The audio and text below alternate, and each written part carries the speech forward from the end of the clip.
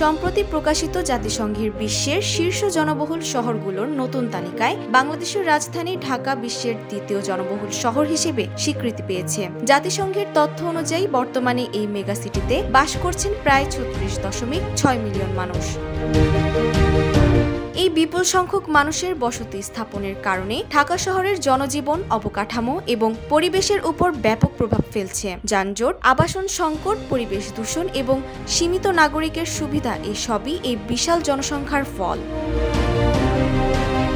ঢাকা হলো দেশের প্রধান বাণিজ্যিক কেন্দ্র এবং বেশিরভাগ শিল্প কারখানা এখানে গড়ে উঠেছে। বিশেষত কর্মসংস্থানের খোঁজে দেশের বিভিন্ন অঞ্চল থেকে বিপুল সংখ্যক মানুষ প্রতিনিয়ত ঢাকায় আসছে। দৃঢ় বন্ধনের আস্থায় শক্তিশালী স্টিলের আরেকটি নাম জেডএসআরএম।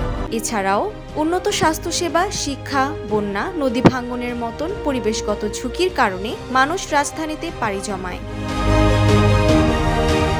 বিশেষজ্ঞরা মনে করেন এই নতুন পরিসংখ্যান সরকারের জন্য একটি সতর্কবার্তা। দ্রুত বাড়তে থাকা এই জনসংখ্যাকে সামাল দিতে হলে শহরের পরিকল্পনা, গণপরিবহন ব্যবস্থার উন্নয়ন এবং সুষম নগরায়নের জন্য জরুরি ভিত্তিতে নতুন কৌশল গ্রহণ করতে হবে।